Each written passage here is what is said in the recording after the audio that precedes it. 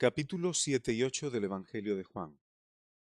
En el capítulo 7, versículo 7, Jesús reconoce que es aborrecido por el mundo porque testifica que sus obras son malas. Realmente, cuando se testifica contra el mundo o contra cualquier persona que sus obras son malas, esto solamente puede producir definitivamente dos tipos de reacciones. Una, rechazo y aborrecimiento, y dos, arrepentimiento. Esto es exponer al mundo y de alguna forma es el cometido que tenemos como hijos de Dios. Jesús es y era la luz del mundo cuando estaba en esta tierra, pero también dijo a sus discípulos, vosotros sois la luz del mundo. Así que debemos alumbrar y testificar de cómo son las obras del mundo, no según nuestro propio rasero, sino según el rasero de la palabra de Dios. También es importante decir que Jesús dice que testificaba, pero yo quiero haceros una pregunta. ¿Jesús testificaba solamente de sí mismo? Quiero dejar esta pregunta en el aire porque un poco más adelante Jesús mismo va a dar la respuesta. En este capítulo Jesús subió a mitad de la fiesta de los tabernáculos al templo y a Jerusalén y lo hizo así secretamente porque estaban procurando matarle. Cuando Jesús sube al templo se dedicó a enseñar. Y él decía que lo que enseñaba, la instrucción y la enseñanza que él daba, no era suya, sino de aquel que le envió, es decir, del Padre. Y en el versículo 17, Jesús da una palabra, una instrucción o un conocimiento muy importante y muy interesante que quisiera compartiros.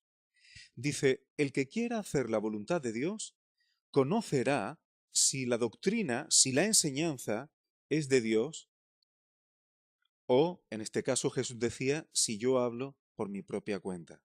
Jesús tenía en su corazón, en su voluntad, hablar toda palabra que oyera y que el Padre le diera que decir. Si tú y yo queremos hacer la voluntad de Dios y tenemos esa verdadera disposición de corazón, sabremos si lo que enseñamos o lo que procuramos aprender en las Escrituras proviene de Dios. Siempre estaremos exponiendo lo que entendemos de la palabra a que sea permanentemente puesto a prueba con la propia palabra y también contando con la guía del Espíritu Santo. Cuando muchas veces hablamos de estudiar la palabra, pensamos que el enfoque y lo importante está en tener una buena metodología o un buen sistema de estudio e interpretación bíblica. Esto es importante, esto es necesario, pero la carga no debe caer solamente en el sistema de estudio de las Escrituras. Debe caer también en la persona que quiere estudiar las Escrituras.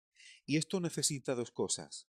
Primero, la guía del Espíritu Santo, y eso solamente lo puede tener una persona que lo haya recibido, es decir, alguien reconciliado con Dios por medio de Cristo Jesús y de su obra expiatoria. Pero también hace falta un segundo requisito que forma parte de la persona que va a estudiar y a enfrentarse a el entendimiento de las propias escrituras, y es la disposición que esa persona tiene en su corazón. Si tenemos una buena disposición de corazón, humilde y abierta y sumisa a querer hacer la voluntad de Dios, entonces Dios nos irá guiando con el Espíritu Santo para poder ir conociendo progresivamente y según su voluntad lo que es la enseñanza bíblica. Jesús también dice aquí en el versículo 18 que alguien que hable por su propia cuenta, y esto es una forma de decir según lo que cada uno opine.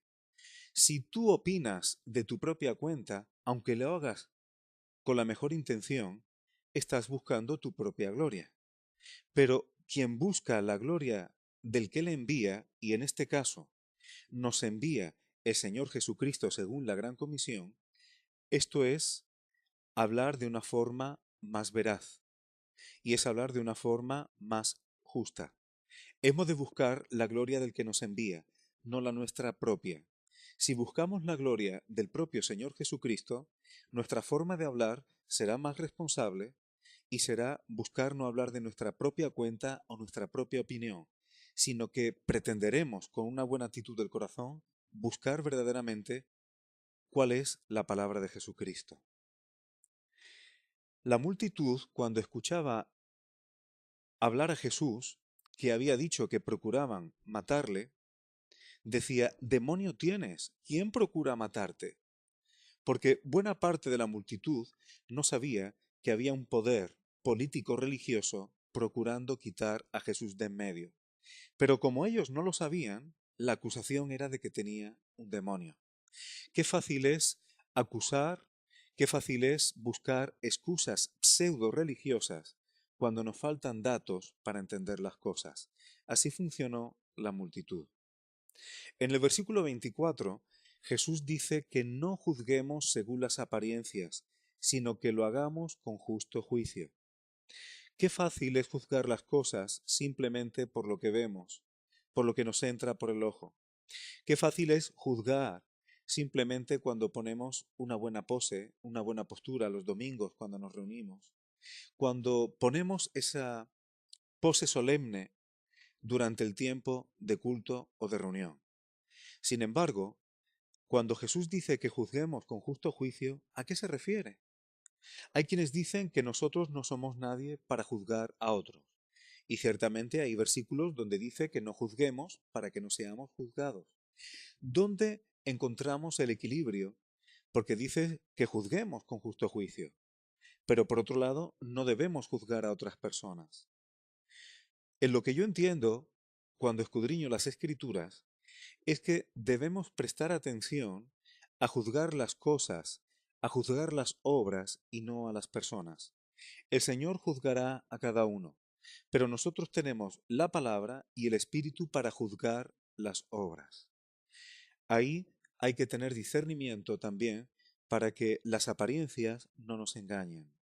Por los frutos podemos conocer cómo son los árboles que producen esos frutos. El Señor Jesús también dice que en el versículo 28 que el que le envió es verdadero. Dice: a quien vosotros no conocéis. Pero Jesús empieza a hacer una serie de revelaciones que son sorprendentes y que nos permiten conocer más acerca de su persona. Jesús dijo en el versículo 29, yo le conozco. Él decía que él conocía al Padre, porque de él procedo y él me envió. Jesús está dando aquí una revelación de sí mismo impresionante. Dice que conoce al Padre, dice que conoce al Padre, que procede de él y que él le envió. Y cuando Jesús está dando testimonio de todas estas cosas, llegando al final del capítulo 7, dice, el que cree en mí, versículo 38, como dice la Escritura, de su interior correrán ríos de agua viva. Y decía esto hablando del Espíritu que los creyentes recibirían, porque aún no había venido, porque Jesús no había sido todavía glorificado.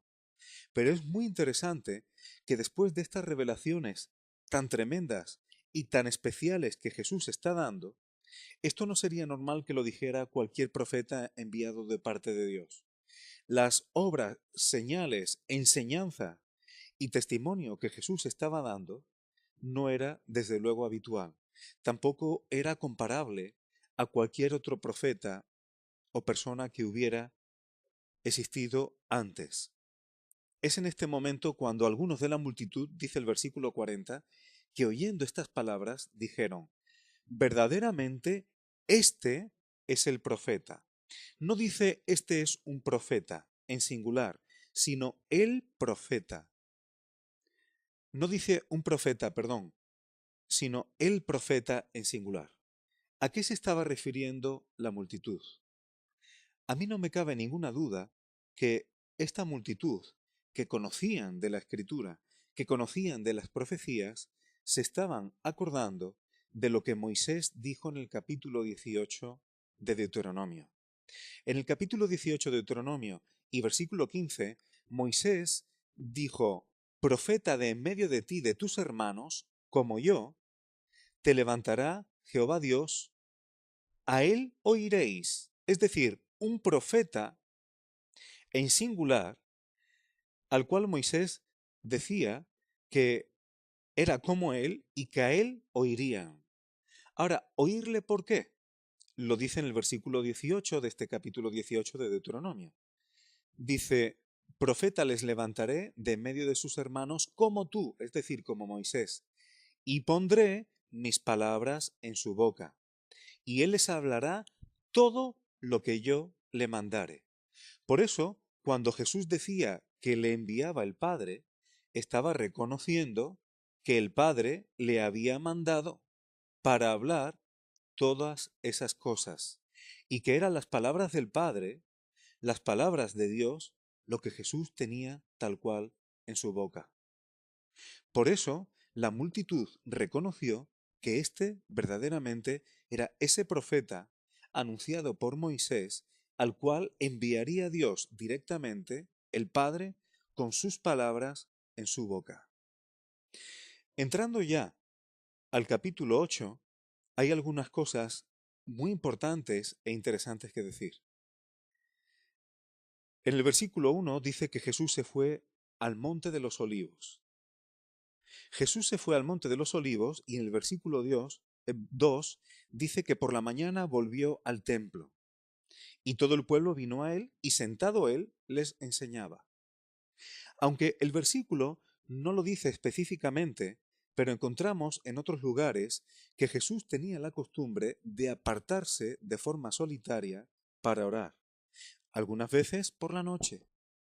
Y es interesante porque si nosotros tratamos de tener un ministerio, ya sea de enseñanza o de cualquier otro tipo en medio de la iglesia, pero nos falta esa parte de relación íntima, solitaria y personal con Dios, el ministerio se quedaría cojo.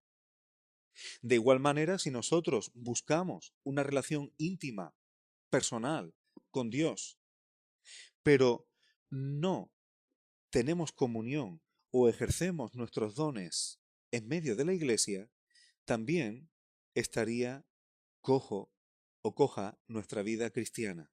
Son necesarias estas dos vertientes: intimidad personal y de comunión íntima con Dios, pero también el ejercicio de los dones que el Espíritu Santo nos ha dado y la comunión con otros hermanos.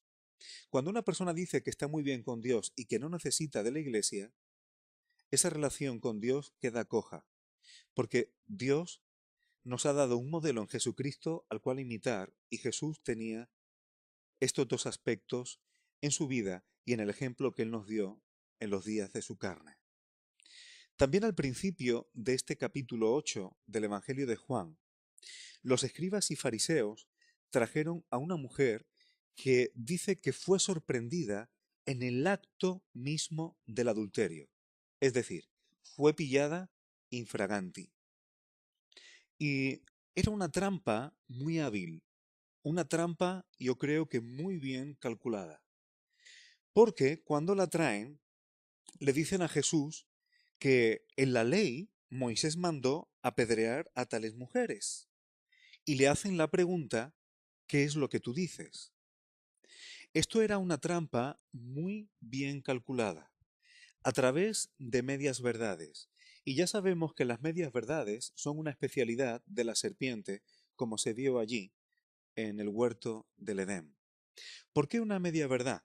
Porque es cierto que la ley de Moisés mandaba apedrear a una mujer sorprendida o con testigos de adulterio, y ésta se dice que había sido sorprendida, infraganti.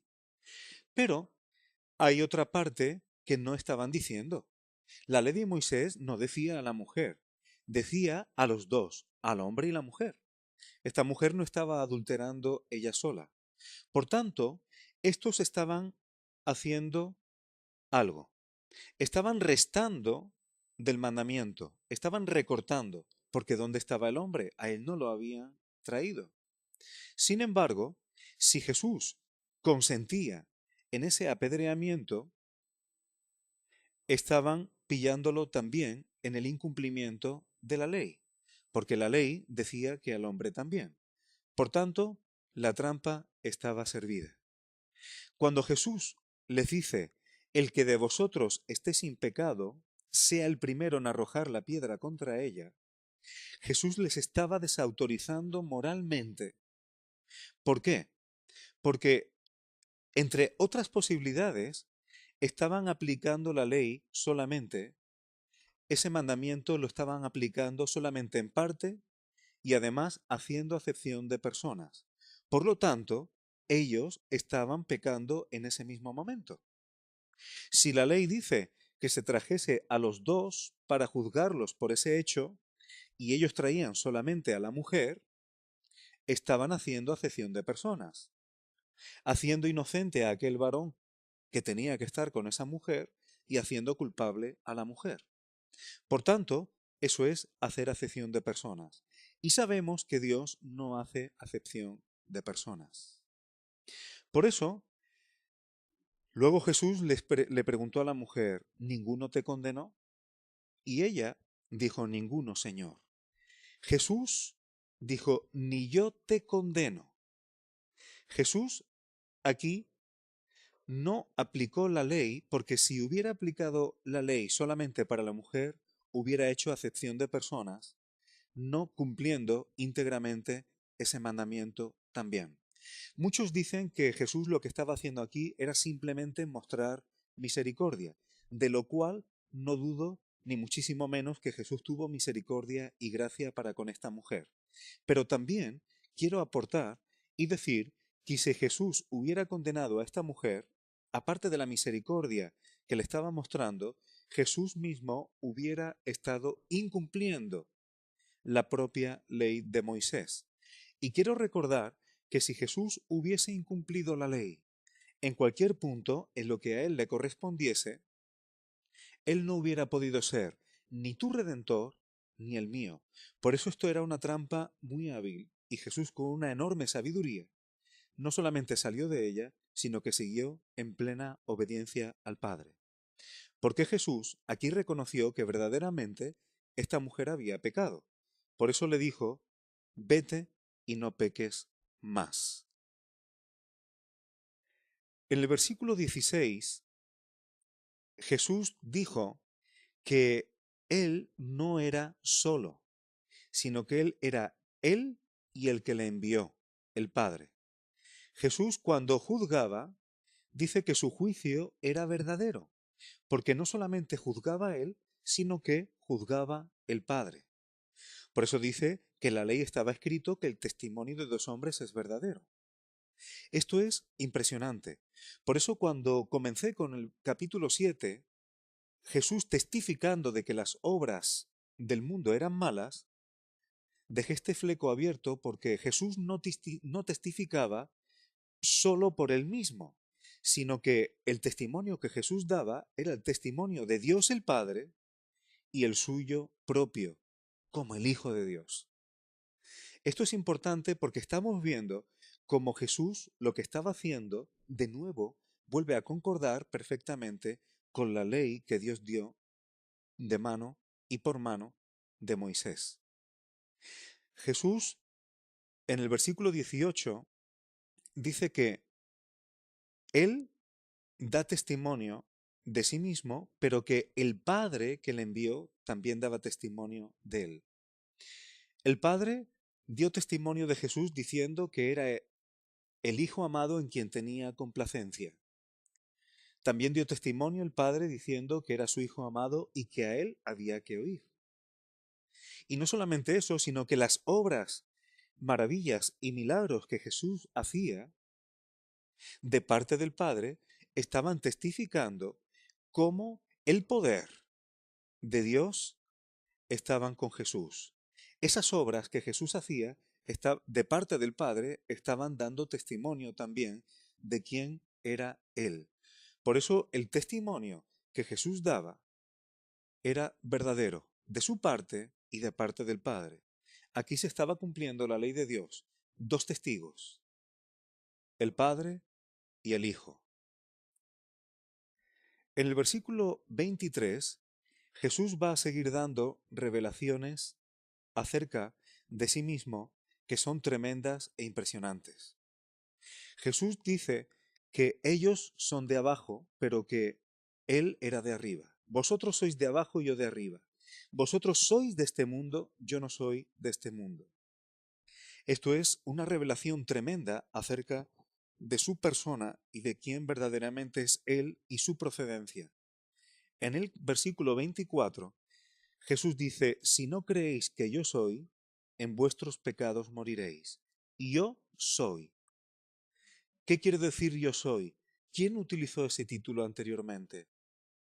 Dios se reveló con este nombre cuando le dijo a Moisés, cuando le dijeron, si preguntan quién me manda, ¿quién digo? Yo soy el que soy. Esto es importante porque Jesús está diciendo eso también. Si no creéis que yo soy, en vuestros pecados moriréis. Es importante creer.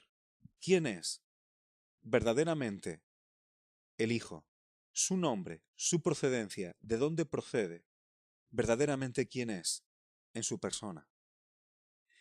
En el versículo 31, Jesús dice a judíos que habían creído en él, si vosotros permaneciereis en mi palabra, seréis verdaderamente mis discípulos y conoceréis la verdad y la verdad os hará libres. Jesucristo es la verdad como la palabra hecha carne. Pero no solamente eso, sino que en Juan 17, versículo 17, Jesús dijo, Padre, santifícalos en la verdad. Tu palabra es verdad. Por tanto, la palabra del Padre, cuando se conoce verdaderamente, nos liberta de las pasiones de nuestros propios instintos, de este mundo e incluso del maligno. Pero, ¿cómo podemos saber y conocer la palabra del Padre, que es la verdad? Permaneciendo en la palabra de Cristo y siendo sus discípulos. Porque solamente Jesús, en su palabra y en su espíritu, nos puede guiar verdaderamente a través de todas las escrituras que dan testimonio de Él. Si cogemos el Antiguo Testamento y quitamos a Cristo, podemos decir muchas barbaridades. Y aún me atrevo a decir que si quitamos a Cristo, su interpretación, su espíritu y su dirección, también podemos coger cualquier epístola, cualquier pasaje del Nuevo Testamento y también malinterpretarlo.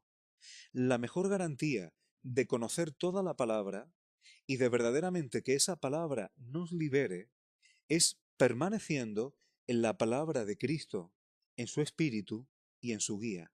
Para eso nos envió el Espíritu de verdad. En el versículo 37, Jesús decía que algunos procuraban matarle. ¿Por qué? Dice, porque mi palabra no haya cabida en vosotros. No soportar la palabra de Cristo hace que se le quiera quitar de en medio. Esto debemos aprenderlo y anotarlo, porque cuando nosotros tenemos la palabra de Jesús en nuestra boca, encontraremos rechazo de algunas personas, no por nosotros mismos, sino porque la palabra de Cristo no haya cabida en algunos.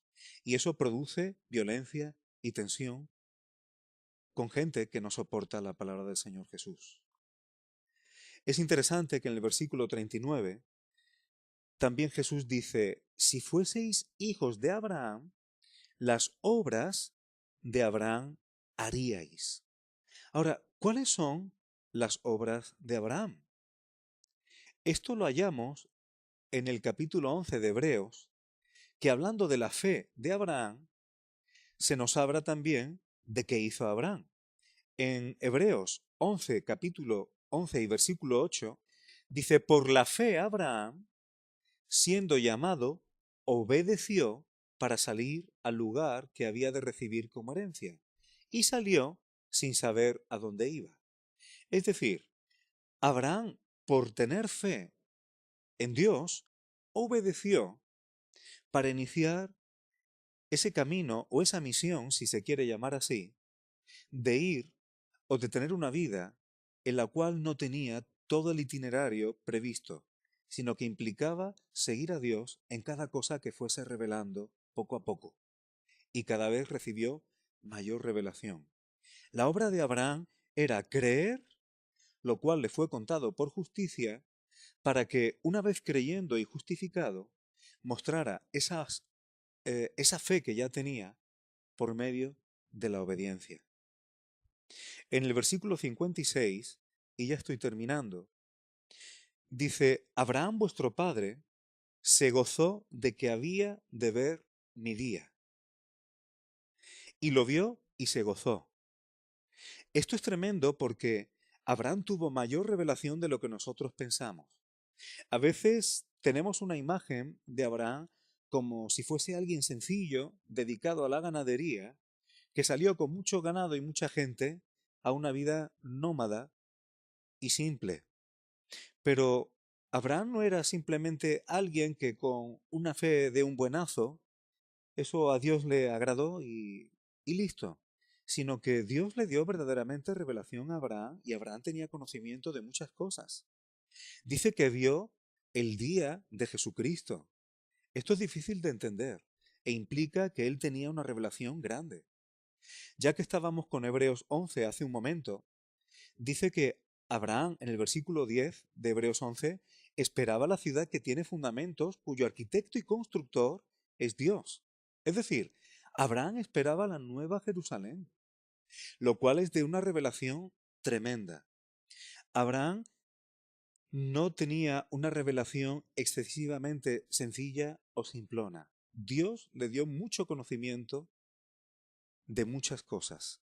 Así que es interesante que siendo Abraham el padre de la fe, el inicio de esta fe de la cual nosotros hemos venido a ser hijos, tenía una revelación impresionante. A partir de entonces lo que ha venido es un proceder o un devenir de la historia progresivo donde se ha ido desarrollando el plan de Dios, de esta revelación tan grande que Abraham fue recibiendo y nosotros hemos venido a formar parte de ella y de estas maravillosas promesas que se le dio a este hombre y a su descendencia. No tenemos tiempo de tocar la cuestión de Abraham, me falta tiempo y ganas no me faltan desde luego para hablar de la fe de Abraham, porque él es el padre de la fe.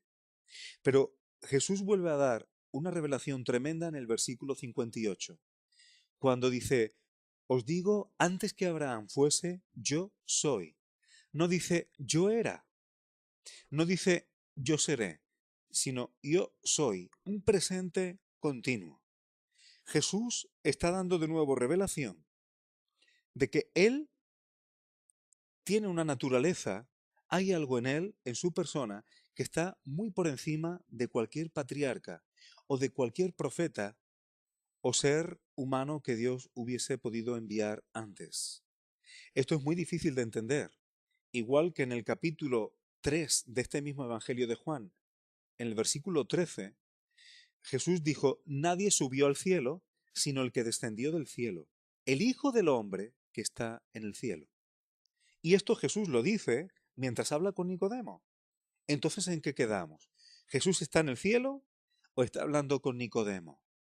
Pues mientras habla con Nicodemo, Jesús está diciendo que él provenía del cielo y que en ese momento él estaba en el cielo mientras estaba en la tierra hablando con Nicodemo.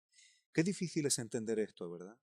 Sin duda, hay cosas que están muy por encima de nuestra capacidad de entendimiento o raciocinio, pero que revelaban que Jesucristo no era alguien cualquiera.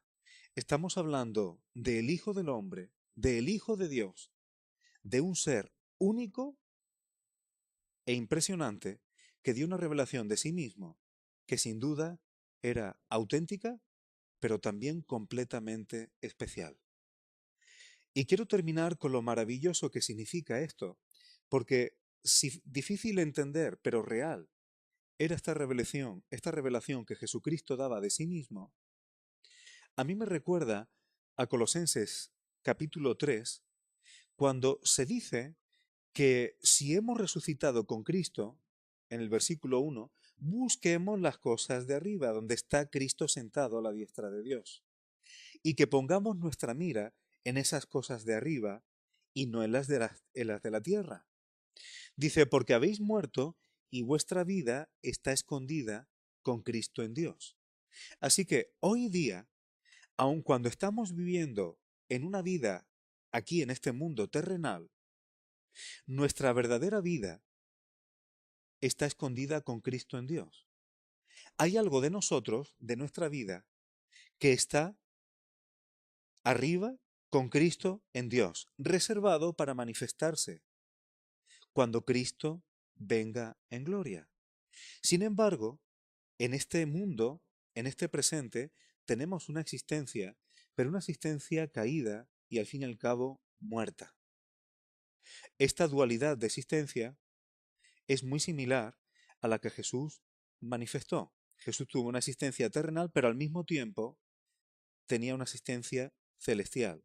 En el caso de Jesús, a diferencia de nosotros, tuvo una existencia terrenal, ni mucho menos caída, sino perfecta.